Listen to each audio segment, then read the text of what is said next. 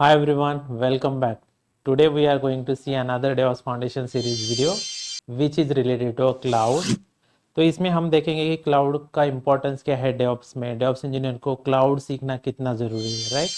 तो अगर हम ये चीज़ सीख रहे हैं तो उसका बेसिक ग्राउंड लेवल से क्या यूज़ है, हम फिजिकल इंफ्रास्ट्रक्चर क्यों यूज़ नहीं कर रहे, हम क्लाउड प्लेटफॉर्म क्यों यूज़ कर रहे हैं।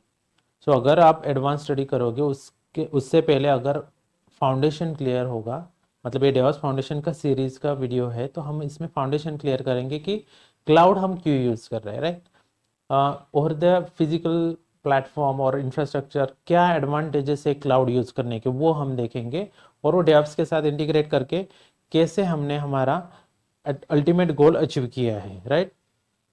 सो इसमें आपको बेसिक अंडरस्टैंडिंग क्लियर होगा and then to get more understanding about the higher deep study about the infrastructure, you will come to know, yes, that are the important things which are associated with DevOps and that is also important for cloud, right। तो ये दोनों चीज़ें अगर हम देखेंगे तो आपको basic clear होगा। So let's get started without wasting time and jump into the topic. So next slide I am saying, so why cloud is essential for DevOps. So cloud important क्या है, क्यों है। So first one is on demand resources. So what does it mean? Teams can quickly spin up environments for development, testing and production. All right.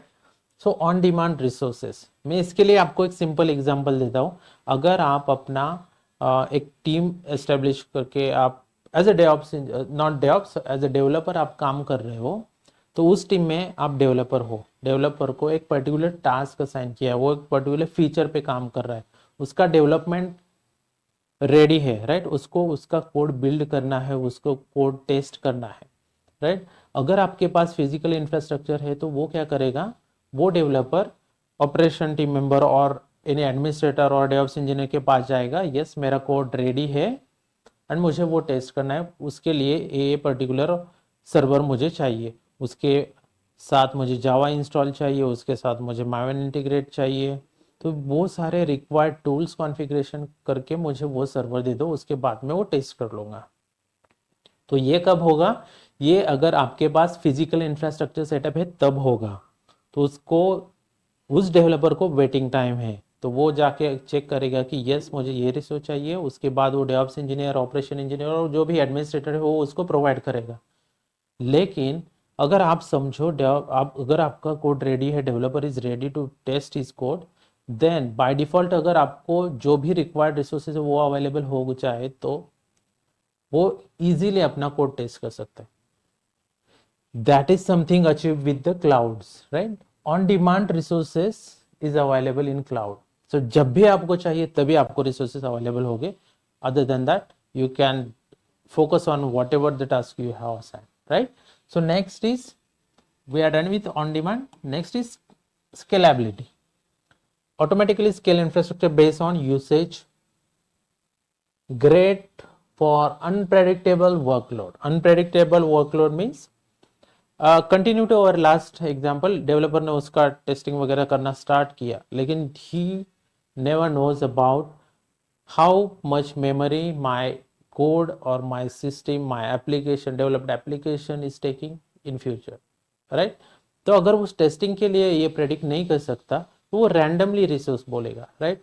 तो वो अगर physical infrastructure है तो randomly 2 GB memory, 15 GB storage ये assign हो जाएगा।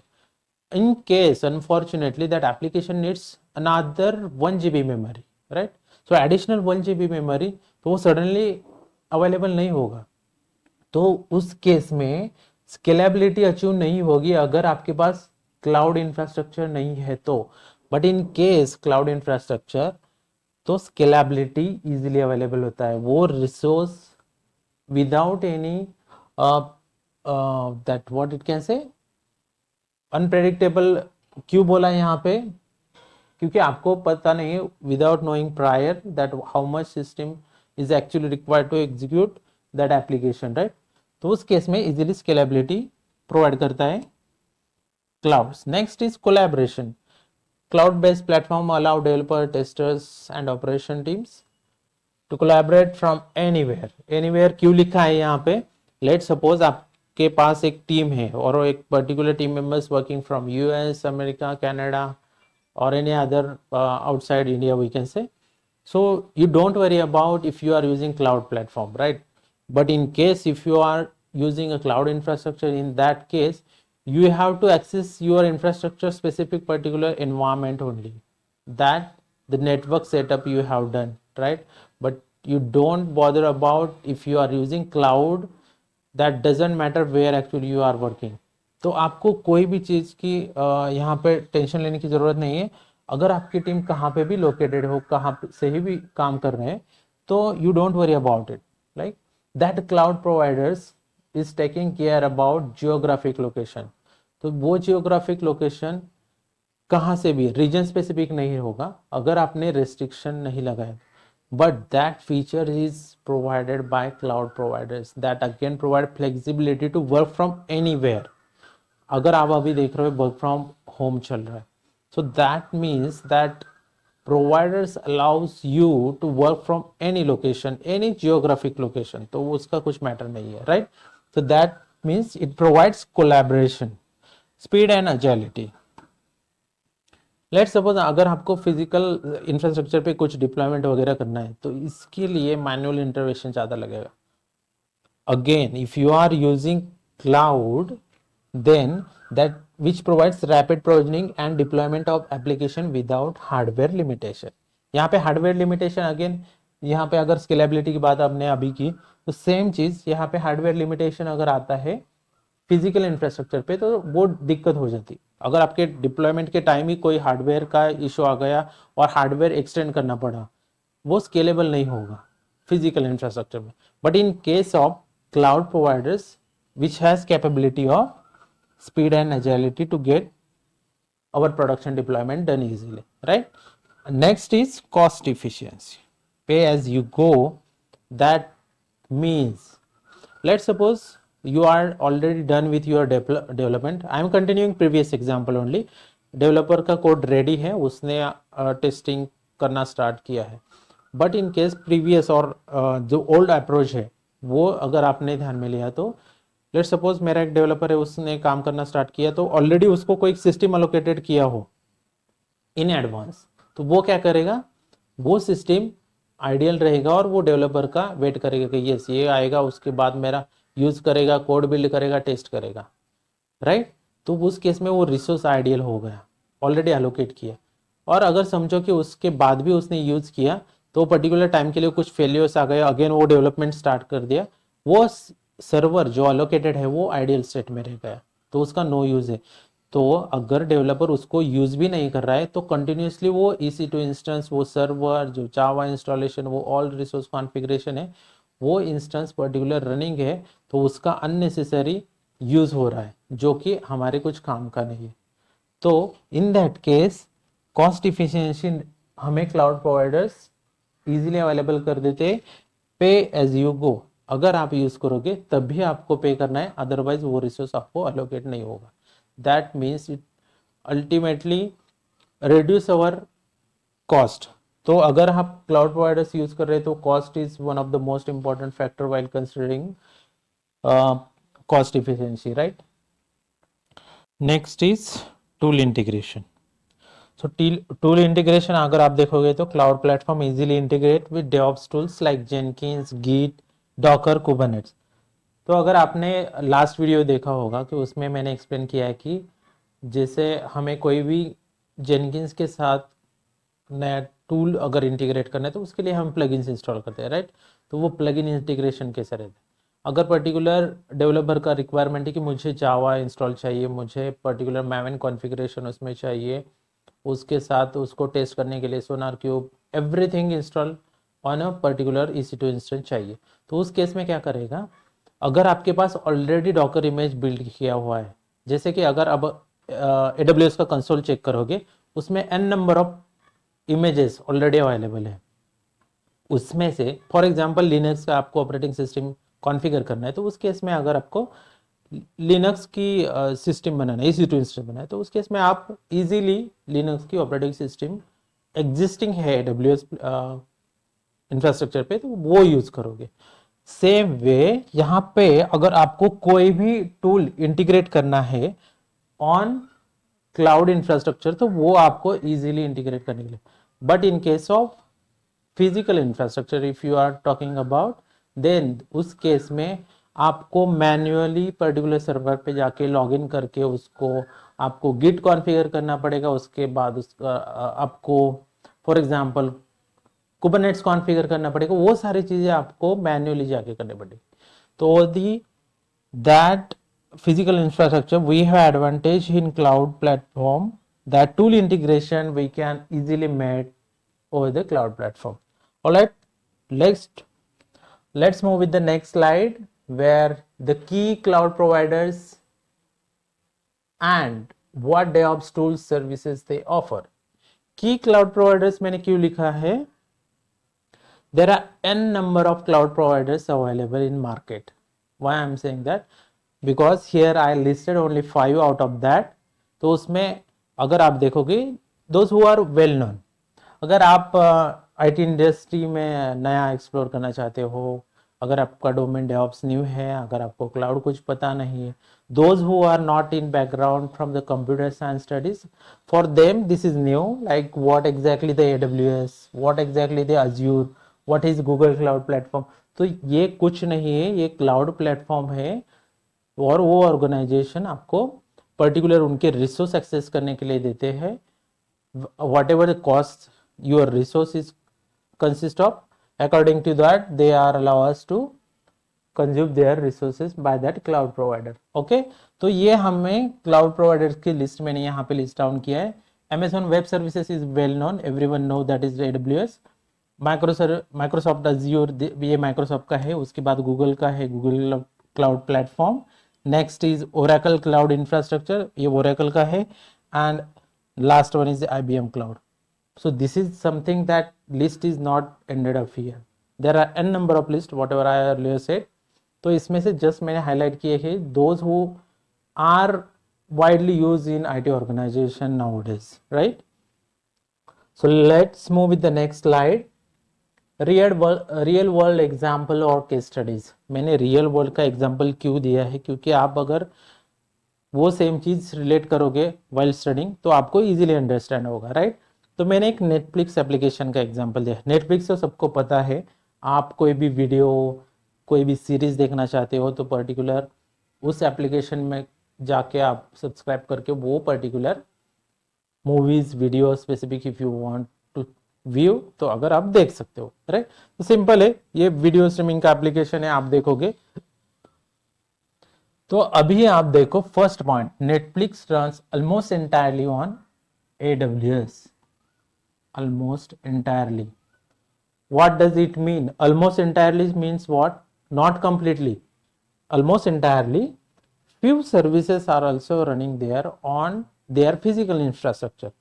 So previously क्या था, वो एप्लीकेशन भी फिजिकल इंफ्रास्ट्रक्चर पे ही रन हो रहा था. Nowadays they have migrated their application on which cloud provider? AWS cloud provider. Why? Because they identify something new, they identify something very efficient than the physical infrastructure. That's why they have migrated their application on this AWS cloud platform. I hope you are getting right. So they have migrated their application on AWS cloud platform. Next is uses cloud based DevOps for rapid content delivery.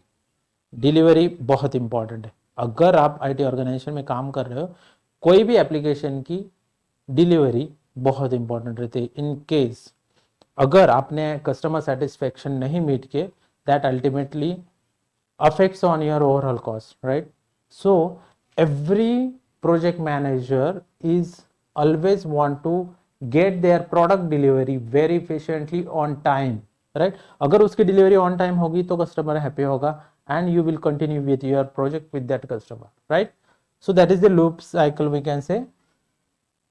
Next is implements full CI/CD with the microservices deploy across regions. यहाँ पे आपको नया word मिलेगा micro services. अभी example consider करो, यहाँ पे Netflix का एप्लीकेशन हमने सिलेक्ट किया है, राइट? फॉर एग्जांपल नेटफ्लिक्स को हमने मल्टीपल सर्विसेज में डिवाइड कर लिया, right?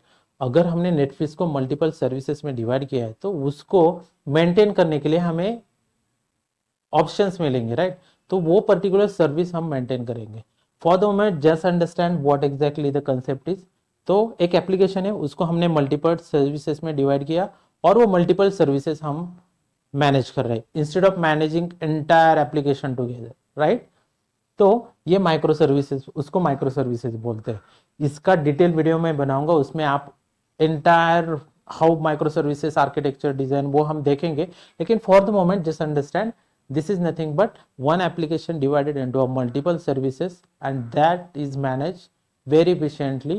That's why it's called as microservices architecture or microservices deployed across multiple regions. तो ये क्लियर हो गया आपका। Next is auto scaling cloud resource for peak streaming time. Auto scaling हमने प्रीवियस स्लाइड में भी देखा, राइट। ऑटो स्केलिंग क्यों जरूरत है, अभी ये आपको एग्जाम्पल की तरफ से इजीली अंडरस्टैंड हो। समझो नेटफ्लिक्स पे एक पर्टिकुलर मूवी रिलीज हुआ है, राइट। फ्राइडे नाइट को let's suppose Sambhaji movie release हुआ है, तो उस टाइम आपको continuously upcoming 5-6 days the Netflix access or Netflix streaming is going on a peak, right? Why it's going on peak? Because the new movie has been launched. उस time आपको multiple customers के और multiple subscribers के request आएंगे। उस time आपका infrastructure उतना capable होना चाहिए कि वो रिक्वेस्ट पर्टिकुलर सर्व करे। तो उस केस में ऑटो स्केलिंग बहुत काम का, राइट। वो काम क्यों आता है? क्योंकि you don't need to monitor your infrastructure 24/7. Instead of that, you can configure your auto scaling there, and whenever required, that resource is spin up and your configuration will be available to serve your multiple customer at the same time, at a peak time, we can say. So if you are using that traditional approach of physical infrastructure setup, and that time you have to continuously monitor your infrastructure, and then once you monitor, you will identify, yes, there are customers are rapidly increasing, then you are going ahead and you are increasing your resource capacity. But in case of cloud, you don't worry about your peak time also, peak streaming time also. That resource will automatically get available for you. All right. So that is one again advantage of the cloud providers or cloud infrastructure. All right, let's move with the next slide. Again, I'm taking another case studies for Spotify application. Why I'm giving that you? Because यहाँ पे अगर आप देखोगे कि कौन सा cloud provider use किया उन्होंने, गूगल क्लाउड प्रोवाइडर।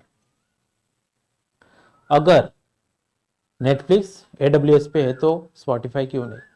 मैंने पहले भी बताया, ये रिक्वायरमेंट के हिसाब से रहता है, राइट। ये प्रोजेक्ट वाइज, जैसे कि higher level management has some budget allocated, there are certain parameters they want to follow, and if their product get fit into that particular parameter, then they are choosing particular cloud provider. Here Spotify running on Google Cloud Platform, okay, because that Google Cloud Platform give that, or that is actually fit into their criteria, right. Next is relies heavily on Kubernetes, that for container orchestration, okay. GKE ये आपको Google में read करने मिलेगा। अगर आपका AWS है तो उसको आप कहेंगे EKS। किसमें? AWS में। तो ये मैं पहले कंफ्यूज होता था, EKS क्या है, GKE क्या है। तो दोनों कुछ नहीं, ये कुबरनेट के क्लस्टर है। अगर आपका कुबरनेट क्लस्टर गूगल क्लाउड पे है तो उसको बोलेंगे GKE। अगर आपका कुबरनेट क्लस्टर है AWS पे तो उसको क्या बोलेंगे हम? EKS बोलेंगे। तो इसमें आप कंफ्यूज मत होना। So initial days you will get definitely confuse just like me, but later you will come to know, yes, EKS means which is KS cluster hosted on AWS, and GKE is nothing but KTS cluster hosted on Google Cloud Platform. That's it. Next, CI/CD pipeline deploy new feature quickly with feedback loops. So ये क्या बोल रहे हैं? CI/CD pipeline, जैसे कि Google cloud में उसका अलग CI/CD पाइपलाइन रन करने का तरीका रहेगा। सो वो तरीका यूज करके उन्होंने क्विकली हम हमारे एप्लीकेशन की डिप्लॉयमेंट कर सकते हैं, वो ऐसा उन्होंने बताया। तो ये सिंपली क्या बता रहा है कि हम क्लाउड प्रोवाइडर्स क्यों यूज करते हैं डेवऑप्स के साथ and how it efficiently affects our software delivery. तो अगर हम दोनों का कॉम्बिनेशन यूज करेंगे तो हमारा सॉफ्टवेयर डिलीवरी अल्टीमेट गोल है ऑर्गेनाइजेशन का, वो अचीव होगा, वो मैं आपको बताने की कोशिश कर रहा हूँ। ऑलराइट, नेक्स्ट स्लाइड इज, हम देखेंगे कि एग्जैक्टली समरी क्या है, राइट। और उसके साथ हम देखेंगे कि भाई एग्जैक्टली ये क्लाउड के साथ अगर डेवऑप्स इंजीनियरिंग हम बिल्ड करेंगे, इंटीग्रेट करेंगे, दोनों एक साथ यूज करेंगे तो क्या क्या होता है, वो हम जस्ट समराइज कर रहा हूं मैं यहाँ पे। क्लाउड इज अ की enabler of DevOps practices, yes definitely. Next is support scalability, automation and collaboration, that is also we have seen. Next is each provider offers native tool for the DevOps life cycle. Native tools, अगर आप CI/CD Google cloud में run करोगे उसका structure कुछ अलग रहेगा, azure में run करोगे उसका स्ट्रक्चर कुछ अलग रहेगा, AWS में रन करोगे उसका स्ट्रक्चर कुछ अलग रहेगा। तो उसके लिए खुद का एक नेटिव टूल्स रहेगा, उसका नेटिव कॉन्फ़िगरेशन रहेगा, तो वो अलग अलग आपको देखने को मिले। एट द एंड कंसेप्ट तो सेम रहेगा, लेकिन जस्ट अगर उनका एग्जीक्यूशन रिप्रेजेंटेशन टाइप अलग रहेगा तो वो हर एक क्लाउड प्रोवाइडर्स का अलग अलग रहेगा। That is what I am trying to say here. Next is cloud-based DevOps equal to faster and more reliable software delivery. That is what I was saying. That is definitely helpful if you are following your software delivery along with cloud infrastructure. Definitely you will achieve best success there. Next slide you will come to know like cloud plus DevOps equal to perfect match. Let's suppose you are expert in cloud, then which role you will get in IT organization?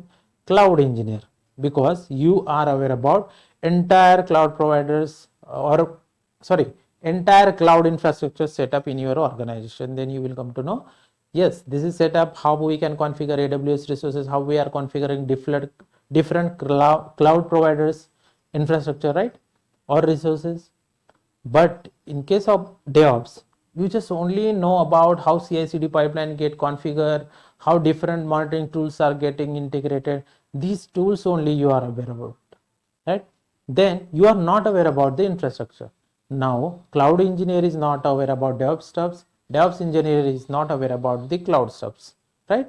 So, if you are taking both knowledge together and doing your job, then that match is called perfect match, right. ये अगर आप दोनों knowledge साथ में लेके चलते हो तो डेफिनेटली आपका हेल्प होगा, क्योंकि अगर आप आपका CI/CD पाइपलाइन लिखते हो, वो बैकग्राउंड में इंफ्रास्ट्रक्चर कैसे इंटीग्रेट करके वो रन हो रहा है ये आपको अगर पता चले तो वो ट्रबल शूट करने के लिए, अंडरस्टैंड करने के लिए वो बहुत इफिशिएंट रहेगा। और वो IT इंडस्ट्रीज में रिसेंटली चल रहा है। एंड अगर आप दोनों का नॉलेज हासिल कर पाते हो ना, डेफिनेटली आपको सक्सेस, डेफिनेटली मैं 100 टाइम्स बोलता हूँ कि आपको डेफिनेटली वो आएगा, right. So I hope I clear importance of cloud in DevOps, how it is important, how it helps to achieve our ultimate DevOps goal, how it affects our software delivery with the help of cloud infrastructure. I hope I clear all that points. But in case if you still have some doubt, you can comment and ask me any question. I will try my best to give you answer on that. For the moment, thank you so much for watching entire this video. I will see you in next video. Thank you so much.